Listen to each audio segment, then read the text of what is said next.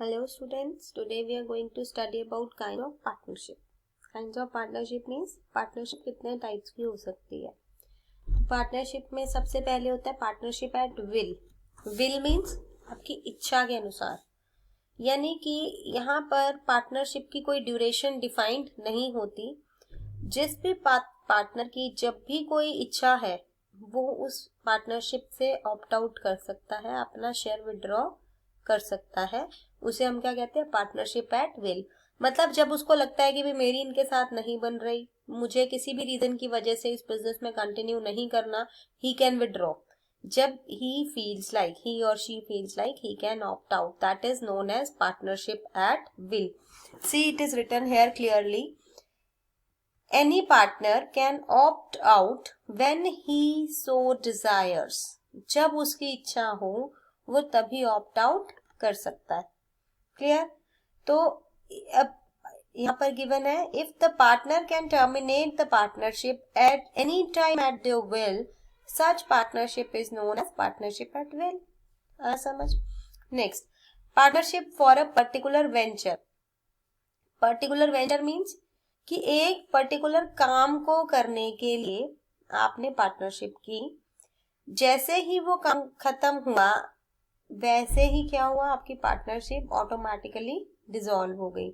तो सेक्शन 8 में डेफिनेशन दे रखी है partnership for a particular venture की. तो यहाँ पर ये गिवन है, देखो, the partners engaged in a particular business comprises a partnership for a particular venture. कि वो एक पर्टिकुलर बिजनेस के लिए इकट्ठे हुए हैं. अब जैसे इसमें एग्जाम्पल दे रखा है कि दो लोग हैं, they decided to take a contract for the construction of a building. अब बिल्डिंग बहुत बढ़िया है, बड़ा टेंडर है गवर्नमेंट का, तो दो छोटे कॉन्ट्रैक्टर्स हैं, उन लोगों ने आपस में पार्टनरशिप की कि हम मिलकर के एक टेंडर लेंगे. जैसे ये बिल्डिंग खत्म होगी, गवर्नमेंट का वो कॉन्ट्रैक्ट उन्होंने हैंड ओवर किया बिल्डिंग का, और वैसे ही उनकी पार्टनरशिप डिसॉल्व हुई. ठीक है. So the contract is for a particular venture, and the moment the construction of the building is complete, the contract terminates because the contract was made for a particular venture and expires with its completion. आया समझ? Next, partnership for a fixed period. अब ये नाम से पता चल रहा है, this partnership is for a fixed period. यानी कि एक स्पेसिफाइड टेन्योर के लिए आपने डिसाइड किया, 1 month, 2 months, 3 months, 4 months. आपने किसी काम के लिए पार्टनरशिप की विद दैट ऑफ कि आपको ये भी पता है कि ये काम 2 months में कंप्लीट हो जाएगा, अप्रोक्सीमेट 2 नहीं तो 2.5 में हो जाएगा. तो जैसे ही ये 2.5 पीरियड टाइम पीरियड ओवर होगा, हमारी पार्टनरशिप ऑटोमेटिकली डिसॉल्व हो जाएगी. ठीक है. तो अगर कोई भी पार्टनर इस फिक्स्ड पीरियड के लिए कॉन्ट्रैक्ट करते हैं, तो वो कॉन्ट्रैक्ट सिर्फ तभी तक के लिए वैलिड रहेगा, उसी फिक्स्ड पीरियड के लिए वैलिड रहेगा जो उन्होंने आपस में किया. ठीक है. जैसे इसमें रखा है, 2 होटेलियर्स ने एक कॉन्ट्रैक्ट किया कि वो होटल फैसिलिटीज प्रोवाइड करेंगे. किसको? दिल्ली में एक एग्जीबिशन है. अब एग्जीबिशन में बहुत सारे विजिटर्स आएंगे. अब विजिटर्स आएंगे तो उन 2 होटलियर्स जो पास जो 2 होटल्स हैं, उन्हें आपस में कॉन्टैक्ट किया कि हम पार्टनरशिप में, क्योंकि हम अगर same services same rate provide करेंगे तो हम दोनों का बिजनेस अच्छा चलेगा. मतलब म्यूचुअल उन्होंने जो भी टर्म्स एंड कंडीशंस डिसाइड की, तो उसके बेसिस पर उन लोगों ने अपनी पार्टनरशिप कर ली. अब पार्टनरशिप हो गई. अब जब वो 2 महीने का मान लो एग्जीबिशन था, तो जैसे ही 2 महीने के बाद वो एग्जीबिशन खत्म होता है, 2 months ओवर होते हैं, वैसे ही उनकी पार्टनरशिप क्या हो जाएगी, टर्मिनेट हो जाएगी. Next, ordinary partnership. Ordinary partnership क्या होती है? ठीक है. ऐसी partnership that is made under the provision of partnership act is known as ordinary partnership. Such partnership is in practice is in the practice in India. Clear? कि जो partnership act 1932 के exact rules follow कर रही है और उसी के provisions के अकॉर्डिंग सारे के साथ में कॉन्ट्रैक्ट हुए, तो वो पार्टनरशिप क्या है? ऑर्डिनरी पार्टनरशिप है. Limited partnership. अब यहाँ नाम से पता चल रहा है, this partnership is limited by nature. Means मैंने जब पार्टनरशिप आपको स्टार्ट करवाई थी, तब मैंने आपको बताया था कि पार्टनरशिप में पार्टनर्स की जो लायबिलिटी होती है वो क्या होती है? अनलिमिटेड होती है, बताया था. लेकिन दिस इज द एक्सेप्शन कि यहाँ पर कुछ केसेस ऐसे हैं कि पार्टनर्स की लायबिलिटी लिमिटेड भी हो सकती है. लिमिटेड कितनी होगी? limited up to the investment made by the partner into the organization, into his business. See, where the liability of some partner is limited to their investment in the business, it is known as limited partnership. अब यहाँ पर उनकी liability क्या है, limited है, और किस हद तक limit है, limit क्या है उसकी, up to the investment made by them into the business. ठीक है, तो that is known as limited partnership. लेकिन इंडिया में नॉर्मली ये जो पार्टनरशिप है ये प्रैक्टिस प्रिवेल नहीं करती. See it is written, such type of partnership is not in practice in India. Clear. Characteristics of limited partnership ज्यादा डिटेल में अभी पढ़ने की जरूरत नहीं है. रीजन, इसके बाद हमारा लिमिटेड लायबिलिटी पार्टनरशिप का ही एक्ट है. ठीक है, तब हम इसको डिटेल में पढ़ेंगे. Next, partnership distinguished from other association. अब डिफरेंस बिटवीन पार्टनरशिप एंड को ओनरशिप, ये मैं आपको पहले भी बता चुकी हूँ. को ओनर क्या है, मींस देखो पहले से डिफरेंस क्या है को ओनरशिप और पार्टनरशिप में.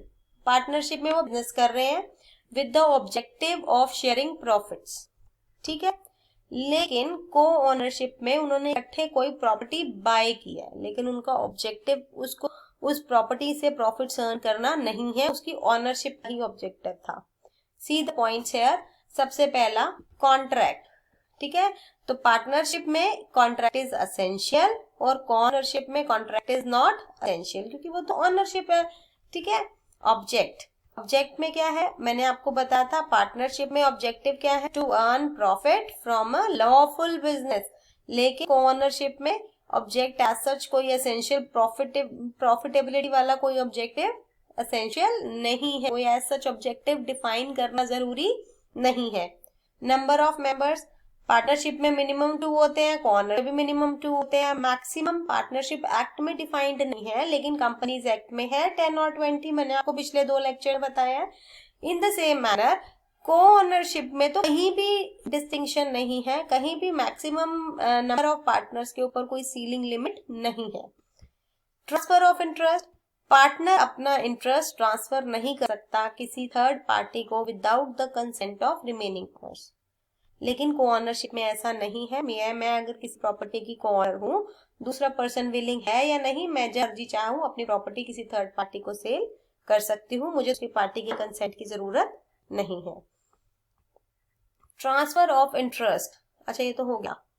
म्यूचुअल लायबिलिटी, म्यूचुअल लायबिलिटी में क्या है, देखो अब इसमें क्या है, मैंने आपको बताया था कि पार्टनरशिप में म्यूचुअल लायबिलिटी होती है, बताया ना, वन एक्टिंग फॉर ऑल और any of them acting for all. Unlimited liability वो यहाँ पर है, each partner is liable for action of other partner. यही डेफिनेशन किया था.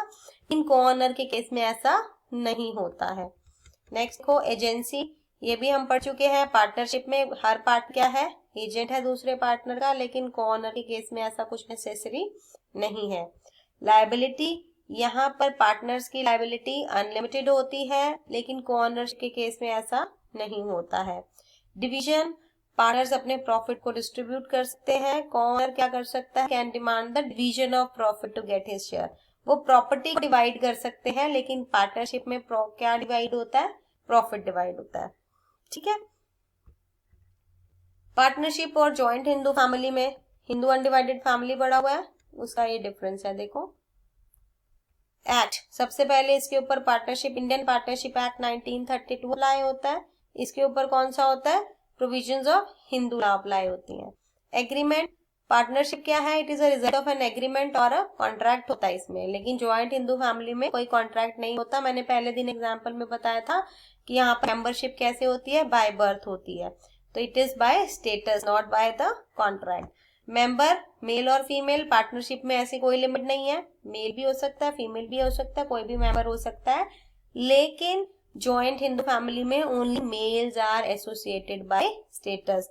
Except in certain circumstances, women cannot be the member of Hindu undivided family. ये हम पढ़ चुके हैं 11th-12th में.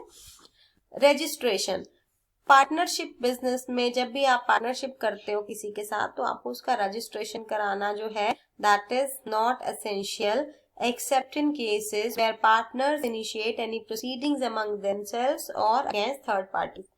आपको रजिस्ट्रेशन कराना मैंडेटरी नहीं है अनलेस आप कोई किसी के अगेंस्ट कोई केस करते हो.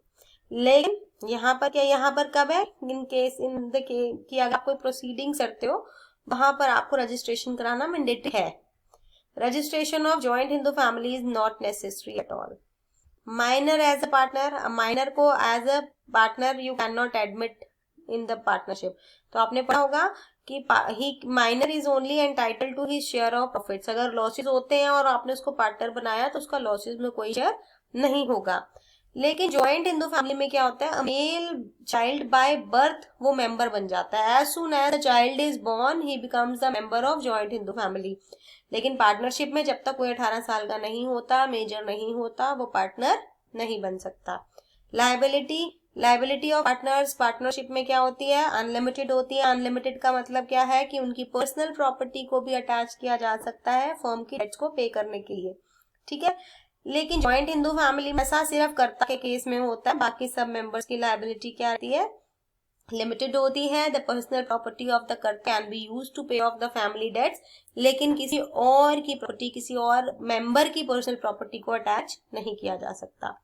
नंबर ऑफ मेंबर्स हम पढ़ चुके हैं, मिनिमम 2, मैक्सिमम 10 और 20. 10 in case of banking, 20 in case of ordinary partnership. लेकिन ज्वाइंट हिंदू फैमिली में इसकी कोई भी लिमिट नहीं है. ठीक है. Claim of account, claim of accounts में बता रखा है कोई भी पार्टनर है डिमांड कर सकता है क्लेम ऑफ अकाउंट्स. और no accounts for any previous year can be claimed from karta any other member. इसमें कोई मेंबर क्लेम नहीं कर सकता प्रीवियस ईयर के अकाउंट्स, लेकिन इसमें कोई भी मेंबर कभी भी किसी भी मेंबर से कोई भी पार्टनर्स फर्म का बिजनेस का अकाउंट क्लेम कर सकता है. इफेक्ट ऑफ डेथ, कि अगर किसी एक पार्टनर की डेथ होती है तो ऑटोमेटिकली पार्टनरशिप टर्मिनेट हो जाती है, न्यू पार्टनरशिप बन जाती है, पार्टनरशिप बनती है. ठीक है. लेकिन इसमें ऐसा कुछ भी नहीं होता ज्वाइंट हिंदू फैमिली में. Right to take loan, partner है वो फर्म के बिहाफ पे लोन ले सकता है, because firm and partner are no separate legal entity. पढ़ा था ना. लेकिन यहाँ पर कौन ले सकता है, कर्ता ले सकता है. यहाँ पर कोई भी पार्टनर ले सकता है. यहाँ ज्वाइंट हिंदू फैमिली में सिर्फ कर्ता ले सकता है, बाकी मेंबर नहीं ले सकते. Right of operation, unless there is an agreement to the contrary, every partner can operate the business of the firm. Her partner operate कर सकता है, लेकिन ज्वाइंट हिंदू फैमिली में कौन करता है, only karta. Status, it is associate in the partnership, the associated members of the firm are called. क्या status होता है उनका, दे आर कॉल्ड पार्टनर्स. लेकिन ज्वाइंट हिंदू फैमिली के जो मेंबर्स होते हैं उनको हम क्या कहते हैं, को पार्टनर्स. है समझ. Next, mutual relations of partners, कि पार्टनर के म्यूचुअल रिलेशंस में क्या क्या राइट्स होते हैं. I hope we'll be covering it in the next lecture. Thank you.